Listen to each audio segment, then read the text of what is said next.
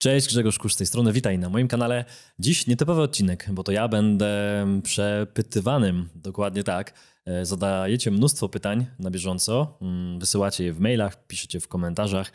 No i stwierdziliśmy, że zrobimy taki trochę nietypowy świąteczny odcinek i dziś odpowiem na pytania. Najważniejsze, myślę dla was, jest to, że nie znam tych pytań, więc będą to spontaniczne odpowiedzi. No i najważniejsze, nie będą to żadne porady inwestycyjne. Pamiętaj, że to jest mój punkt widzenia, być może skorzystasz, a być może się trochę zainspirujesz. Na pewno opowiem też trochę o jakichś nawiązaniach do moich historii, bo pewnie będzie trochę pytań, co zrobić, gdzie zrobić, co zainwestować, co bym zrobił, no bo najczęściej takie pytania się zadają. Takie pytania zadajecie, więc pytanie numer 1. Co ludzie mają robić w obecnej sytuacji? Wiele osób jest w sytuacji, że zarabia na etacie na przykład 3400 zł. Mediana zarobków netto, czyli 50% Polaków zarabia mniej. Mieszka z żoną, mężem, ma kredyt na mieszkanie i wzrosły mu raty. Wszystko drożeje. Prąd, gaz, jedzenie, sytuacja światowa jest nieciekawa. Pandemia, wojna. Co robić? Jakie kroki powinno się podjąć, skoro już jest za późno na budowanie rezerwy? Nie ma się majątku itp. Sporo faktycznie takich pytań dostaję nawet prywatnie gdzieś na SMS-y. Znajomi też pytają, rodzina też pyta, jakaś tam dalsza. I widzę to w wielu zachowaniach wielu osób, że właśnie teraz jest panika. No i jak mogę odpowiedzieć? To na pewno nie jest żadna porada. Trudno wejść w buty takiej osoby. Ja mam jakąś swoją sytuację, ale pamiętam doskonale taką sytuację, że jakby ja też bym mógł dokładnie tak pytać, nawet gorzej. Tak, kiedy ja zaczynałem, to nie dość, że miałem długi, bo popełniłem dużo błędów finansowych w firmie i musiałem z tego wychodzić. Więc nie dość, że musiałem pokrywać bieżące rachunki, wszystkie koszty prowadzenia działalności gospodarczej. Miałem wtedy JDG, więc jeszcze ZUS-y, samochód, nawet biuro sobie założyłem, żeby być takim super szefem i żeby mieć większe koszty. No i dodatkowo musiałem spłacać te wszystkie stare zobowiązania, które no niestety poczyniłem błędnymi moimi decyzjami. Ale co zrobić? Co ja bym zrobił, będąc w takiej sytuacji? Wiesz, nie masz wpływu tak naprawdę na to, jak wysoka jest inflacja. No bo nie masz. Nie masz wpływu na to, ile kosztuje dzisiaj, ile kosztują produkty, ile kosztuje gaz, prąd i tak dalej. My nie mamy na to wpływu. Musimy to przyjąć i zobaczyć, że w naszym budżecie zostaje niestety mniej. W wielu gospodarstwach może wręcz być deficyt i po prostu brakować środków. I co wtedy? Więc jedyne, na co masz wpływ, na co macie wpływ, to na podwyższenie tej kwoty, którą zarabiasz. Jeśli to jest etat czy działalność, to też pewnie ma znaczenie. Jeśli masz działalność, a inflacja idzie do góry i mamy ją na poziomie dzisiaj 11, 12, a pewnie realnie około 15%, to wręcz masz obowiązek, a nie prawo podnieść cenę swoich usług. No dokładnie tak. Wszyscy tobie podnoszą ceny usług, a jeśli jesteś przedsiębiorcą i jeszcze tego nie zrobiłeś, nie podniosłeś tych cen usług realnie, no to jest to na pewno pierwsza rzecz do zastanowienia. Ja nie robiłbym tylko podwyżki cen swoich usług, jeśli jesteś przedsiębiorcą, ale też zastanowiłbym się, jak podnieść jednocześnie, jak podnieść standard twojej usługi, szybkość wykonywania, jakość wykonywania i bym porozmawiałbym wprost z tymi odbiorcami twoich faktur, twoich usług, w jaki sposób mogę wam pomóc i dać lepszą usługę, ale jednocześnie chciałbym podnieść cenę, no bo niestety moje rachunki wzrosły. Ja to zrobiłem w swojej firmie, ale poprzedziłem to rozmową z firmami, po prostu, że sytuacja jest obecnie taka i jak mogę wam po prostu pomóc, jak mogę też więcej z wami zarobić. Takie pytanie, jak mogę więcej z wami zarobić. To dla osób, które mają firmę, a dla osób, które mieszkają w gospodarstwie domowym z rodziną najbliższą i mają kredyt, no to na pewno decyzje wcześniejsze, jak wiesz, czyli zmienna stopa procentowa, no dzisiaj sprawiają, że ta rata jest wyższa i będzie jeszcze wyższa. Jeśli dzisiaj to oglądasz, jest to kwiecień czy maj i ratę masz wyższą, to wiedz niestety, że do grudnia ta rata będzie jeszcze wyższa. Więc robienie dzisiaj, gaszenie pożarów, no jest trochę trudne, bo jeśli rata ci wzrośnie 2 razy albo 3 razy, nie daj Boże, a może tak być, to możesz nie udźwignąć tego biznesu, tej raty, nie biznesu tak naprawdę, tej raty. Więc myślę, że dzisiaj, już teraz, w tym momencie, jak oglądasz to nagranie, musisz zastanowić się, jak więcej zarabiać. Nie jak więcej pracować, bo to jest błędny milion, tylko jak więcej zarabiać. Pytanie, czy zrobiłeś rozmowę, czy przeprowadziłeś rozmowę ze swoim szefem, bo jeśli mówisz o etacie, to najprawdopodobniej pracujesz u kogoś. To jest pierwsze spotkanie, czyli umówić się na rozmowę pewnie 1 na 1 z szefem. Dlaczego tak mówię? Bo kiedyś pracowałem na etacie wielokrotnie i rozmawiałem z moimi szefami o podwyżkach, o tym, co ja mogę wnieść do firmy. Nie tylko szefie, dlaczego ja mam więcej zarabiać, bo mam więcej rachunków do zapłacenia. On to wie.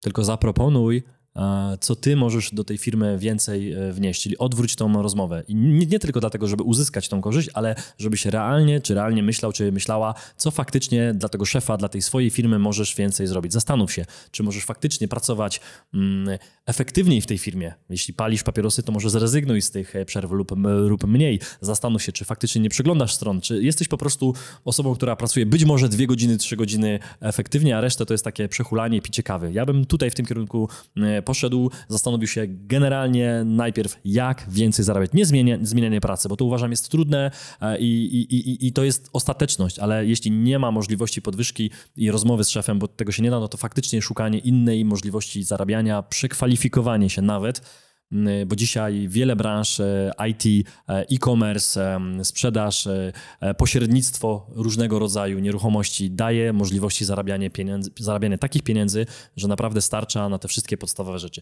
Myślę, że tak odpowiem. To jest bardzo taka otwarta odpowiedź, ale to ty musisz zadbać o swoją sytuację. Ja tego nie zmienię. Czy biznes jest dla każdego? Przecież nie wszyscy mogą mieć firmę, bo kto by na to robił? Muszą być pracownicy, a przecież na szefa pracują inni i on się na tym wzbogaca. Czy etat jest zły? Takie może szybka odpowiedź na to pierwszą część pytania. Czy jest dla wszystkich działalność gospodarcza i czy każdy ma być przedsiębiorcą? Nie.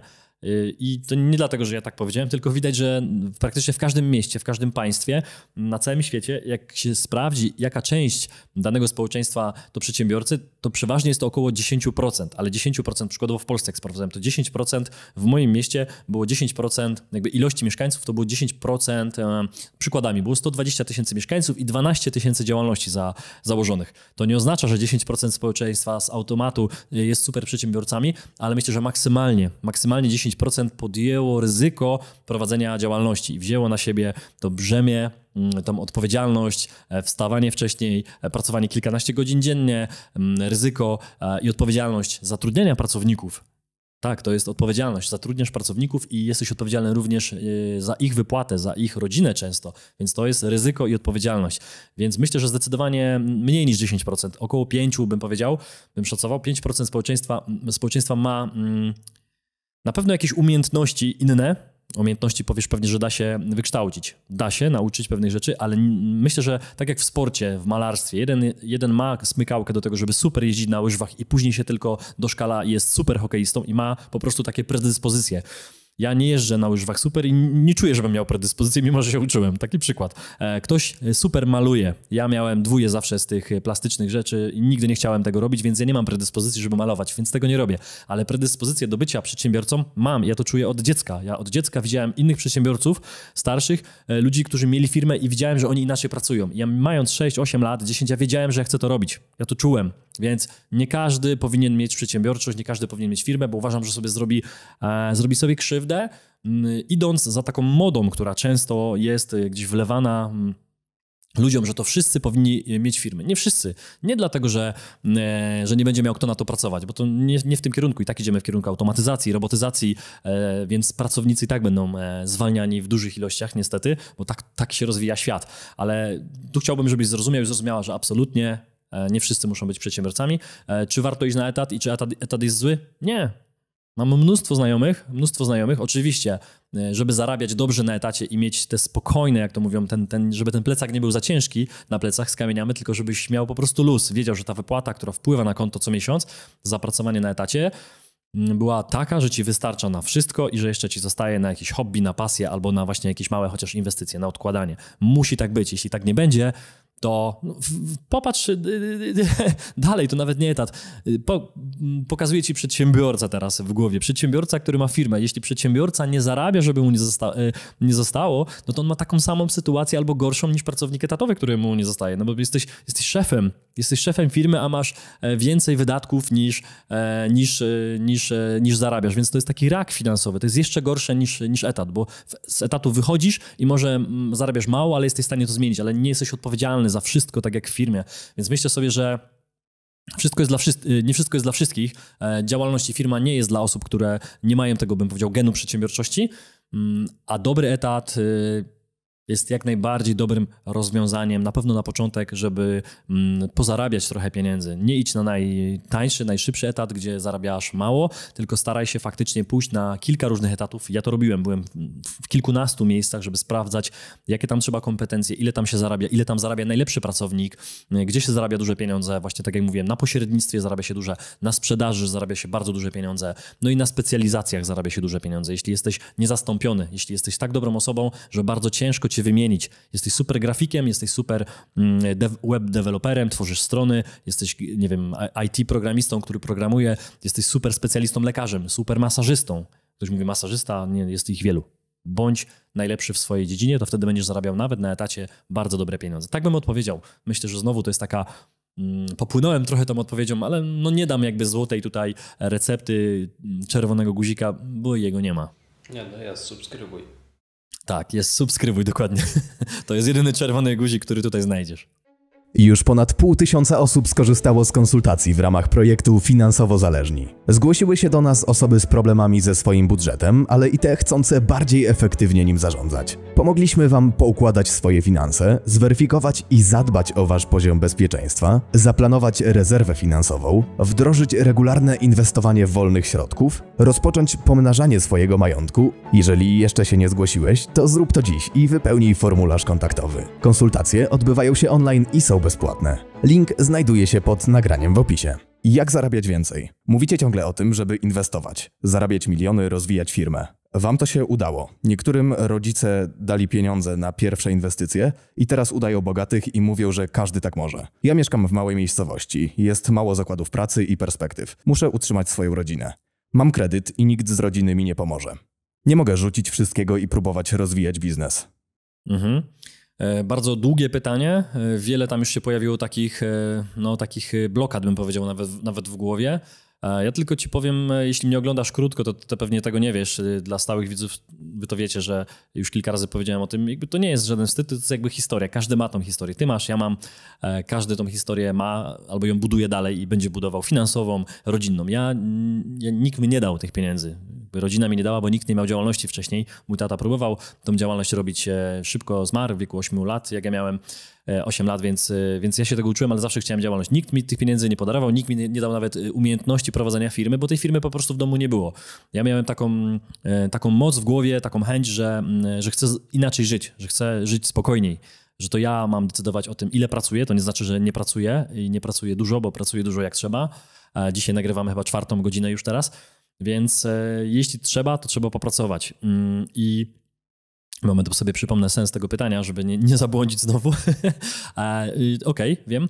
Tam jest takie, że chciałbyś zmiany, bo chciałbyś czegoś, ale jest trochę taka wymówka, że nie mogę zostawić, że jestem z małej miejscowości, że tutaj nie ma zakładów i tak dalej. Czyli zobacz, to są czynniki zewnętrzne, na które ty zrzucasz twój stan posiadania, twoją sytuację finansową. Gdybym ja zrobił dokładnie to samo kiedyś w przyszłości, to dzisiaj byłbym, nie wiem gdzie bym był, ale na pewno nie byłbym w takim miejscu. Ja powiedziałem, że obojętnie co się nie wydarzy, to będę walczył o moje marzenia, a moje marzenia to jest właśnie spokój. To nie są pieniądze. Bo pieniądze to są tylko celem do uzyskania właśnie spokoju, decyzyjności, że ja mogę za tydzień lecieć na wakacje, czy za 2 tygodnie, co właśnie będziemy robić i nie muszę czekać na urlop od szefa, który często tego urlopu może ci nie dać. I ja po prostu zdecydowałem, że akurat takie rozwiązania nie są dla mnie, co we wcześniejszym pytaniu powiedziałem, że to nie są złe rozwiązania. One są dobre dla osób, które się zgadzają w taki sposób kierować swoje życie. Ja stwierdziłem, że po prostu jeśli chcesz inne wyniki, no to trzeba też inne rezultaty, czyli inne działania. Jeśli mieszkasz na wsi i nie ma tam perspektyw, no to są 2 rozwiązania. Pierwsze, albo się przeprowadzasz do miasta, w którym perspektywy są, albo pracujesz na telefonie lub przez internet dla tych firm, które są w mieście, bo takie rozwiązania znam i mnóstwo ludzi przecież przez ostatnie 2 lata wręcz wróciło do domu. Wróciło również pod miasta, do wiosek, gdzie mają swoje domy i pracują zdalnie. Część tych ludzi nawet nie wróci nigdy do tych korporacji, bo korporacje policzyły, że nie opłaca się wynajmować potężnego biura w samym centrum miasta, bo to są setki tysięcy złotych miesięcznie za wynajmy, jeśli to nie są od nich budynki. I to są oszczędzone bardzo duże kwoty rocznie dla tych korporacji. I oni uznali, że lepiej dać pieniądze jako prowizję dla tych pracowników pracujących w domu, niż wydawać to na te wielkie molochy. Także co bym ci poradził? No na pewno zmianę tego, co masz w głowie, że to inni są winni. Ja wiem, że to jest łatwo i mówię, że na moim przykładzie dokładnie tak samo mogłem powiedzieć, że nie było firmy, że nie miałem taty, że miałem wielodzietną rodzinę, że było źle i finansowo bardzo i ja nie powinienem nic robić, bo jestem w takim miejscu. A ja powiedziałem, że właśnie dlatego muszę to zrobić, bo nie pomogę mojej mamie, rodzeństwu i nie pomogę sobie, jeśli nie będę zarabiał więcej niż zarabiałem wcześniej. Tak sobie to powiedziałem. I później zacząłem zadawać sobie pytania, w jaki sposób. To muszę najpierw spotkać ludzi, którzy mają to, co ja chcę uzyskać. Więc jeździłem na szkolenia, na spotkania, na kawy biznesowe, zaczepiałem na stacjach benzynowych ludzi w samochodach takich, które sugerowały, że mogą mieć pieniądze. To też często mówię. Zaczepiałem bogatych ludzi, pytałem się, co robią, jakie mają firmy, czy mogę z nimi współpracować. Byłem za mały wtedy, nie wiem, 16-15 lat. Nie chcieli, ale później już się udawało. Już jakieś pierwsze praktyki, już pierwsze kontakty do takich ludzi. Do dzisiaj mam nawet z kilkoma kontakt z ludźmi, z którymi jakby kiedyś, uczyłem się od nich. To byli moi mentorzy, a ja nie miałem wtedy nic, ani wiedzy, ani pieniędzy. Więc tu bym powiedział, że da się, tylko na pewno trzeba się zaprzeć i zostawić wszystkie te rzeczy w głowie, te wszystkie blokady, że ja jestem ze wsi, nikt mi nie pomaga i muszę zadbać o rodzinę. Jak będziesz miał mało pieniędzy, no to o nią niestety nie zadbasz. Także życzę ci wszystkiego dobrego i do roboty, zasuwaj. Gdzie najlepiej zakupić fizyczne metale szlachetne? Fizyczne metale, dobrze jest zadane pytanie, gdzie zakupić fizyczne? Tutaj jakby taka rada dla was, jak będziecie kiedykolwiek kupować złoto czy srebro, to tylko fizycznie, czyli kupujecie sztabki, małe czy duże, w zależności od waszego budżetu, czy monety. Ja myślę, że jednouncjowe monety to jest takie jedno z najlepszych rozwiązań na sam początek. Zawsze to kupujcie, żebyście to mieli, czyli fizycznie. Żadnych certyfikatów, żadnych jakichś papierów, które dostaniecie w domu i tylko tyle, bo to jest jakaś gwarancja, nie wiadomo do spełnienia za ile lat. Być może tego złota nigdy byście nie zobaczyli, więc zawsze fizyczne złoto i srebro. I takie miejsce mogę polecić, to jest Kasia Szewczyk, która była na kanale kilkukrotnie ostatnio. Kasia od chyba już 16 lat czy 17 zajmuje się właśnie takim inwestowaniem, między innymi pomaganiem, jak zainwestować pieniądze, zamienić je w złoto i srebro. Także w opisie pod spodem damy maila do Kasi i możecie się z nią skontaktować. Negatywne informacje. Im więcej wiem, tym gorzej śpię. Media ciągle bombardują nas negatywnymi informacjami. Na Twoim kanale i innych gospodarczo-biznesowych uświadamiacie ludzi i dajecie mnóstwo wiedzy. Jednak wiele informacji też jest negatywnych. Inflacja, bieda, rząd światowy, wycofanie gotówki, choroby cywilizacyjne, nowy system finansowy, pełna kontrola społeczeństwa. Dobrze to wiedzieć, jednak im więcej wiem, tym mnie to bardziej przeraża. Co my możemy zrobić? Czy zwykły Kowalski ma jakikolwiek wpływ na to? Może lepiej nie wiedzieć, jak większość społeczeństwa i być nieświadomym, a dzięki temu będziemy spać spokojnie. Ważne pytanie, na pewno. 80% osób nie ogląda tego typu materiałów, nie interesują się, oni właśnie wolą włączyć sobie telewizję, wiadomości również, ale też często programy rozrywkowe, które jakiś fake MMA i różne inne dziwne programy czy gale, żeby po prostu zabić mózg. Do tego jeszcze duża ilość alkoholu najczęściej, czyli weekend, czekamy na piątek, tak jak ostatnio mówiłem, czekamy na piątek, czekamy potem na 15, bo jest wypłata, potem czekamy na urlop te 2 tygodnie, potem czekamy na emeryturę, czyli cały czas w życiu ludzie czekają i tu czekają też na te swoje wszystkie słynne programy, które odmurzają. Na pewno dieta niskoinformacyjna, to bym polecał, czyli totalnie nie korzystać z telewizora. Dla niektórych to może być szok, ja nie korzystam z telewizora w ogóle i żyję, jak widać. Mało też konsumuję, coraz mniej konsumuję tych informacji również z YouTube'a. To może jest dla was dziwne, ale jeśli konsumuję, to sam wybieram. I nie wszystkie.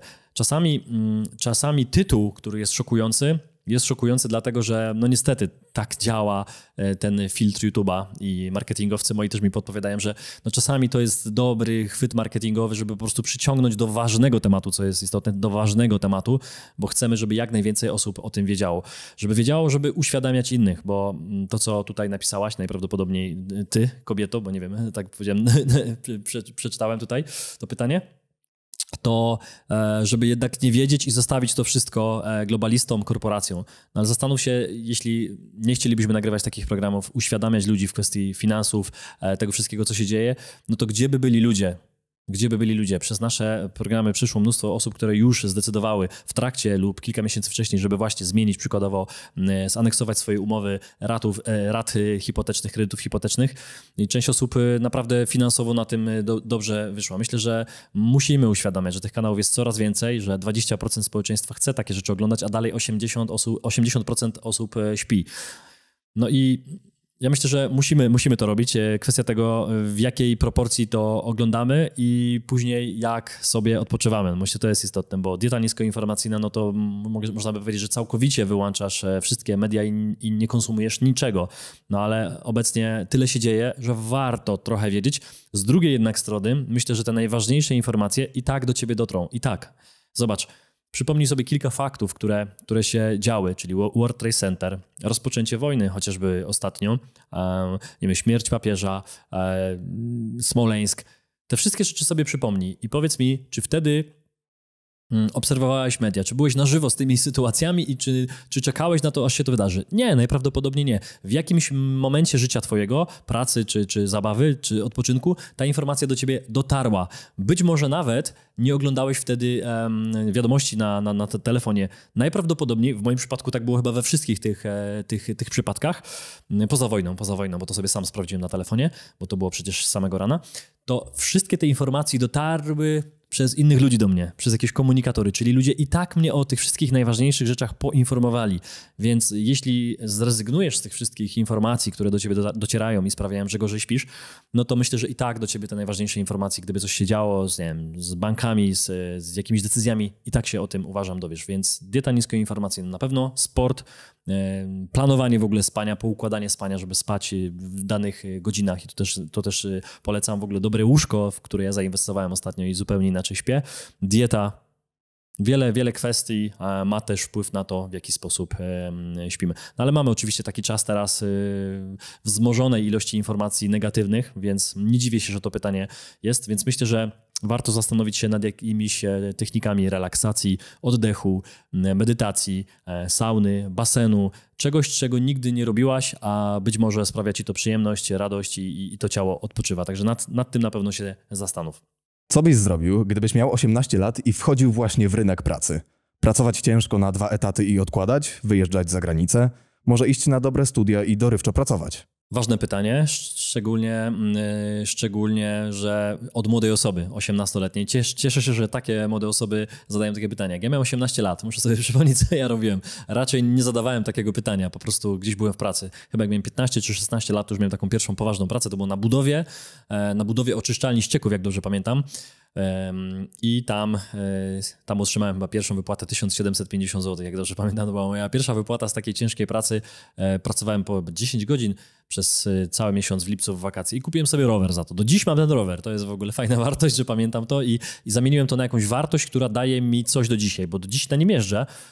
To był rower dobry, ale do dziś na nim jeżdżę i daje mi zdrowie, więc też to pokazuje, na co to wydałem, że nie przebimbałem tego, nie przepiłem.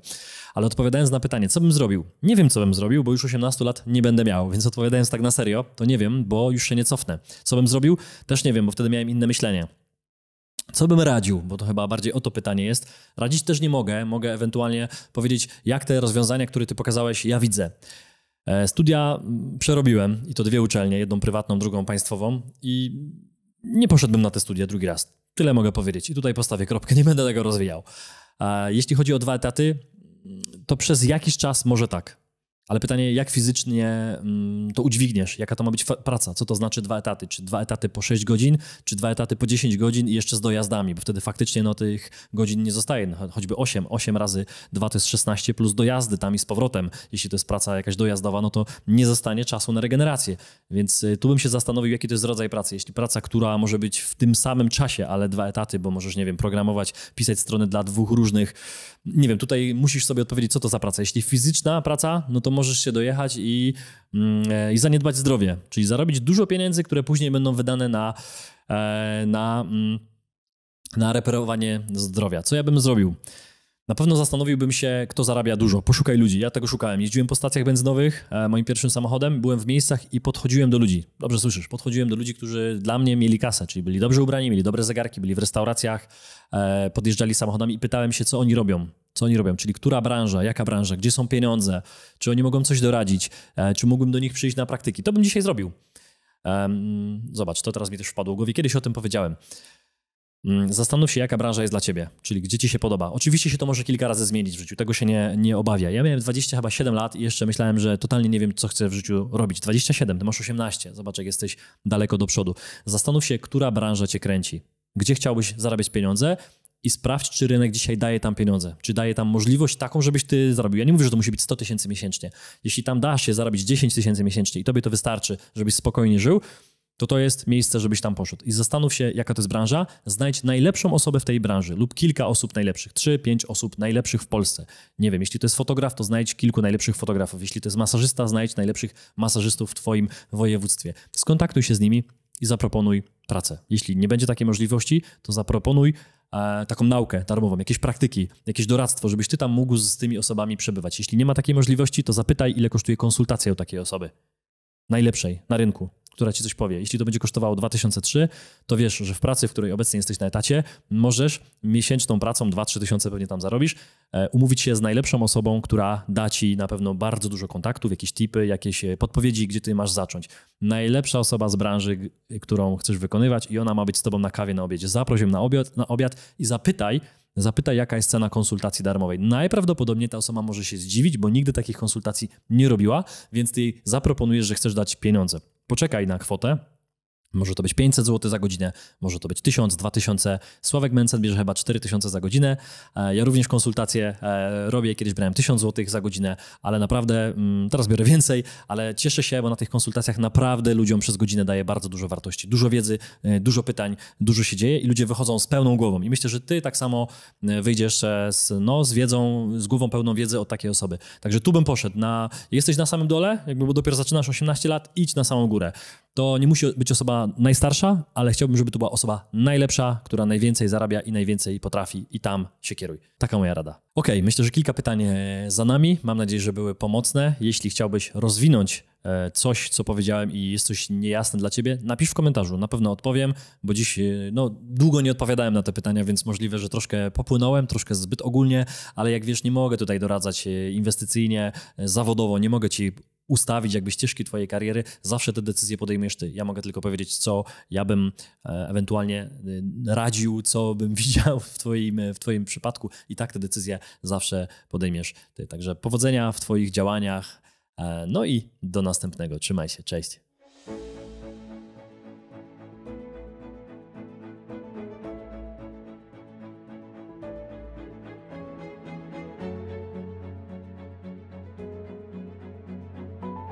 Dziękujemy za obejrzenie tego odcinka. Jeśli Ci się spodobał, nie zapomnij zostawić łapki w górę i subskrypcji, aby nie ominęły Cię nowe filmy. Sprawdź również pozostałe odcinki na kanale lub słuchaj ich w formie podcastu. Do usłyszenia.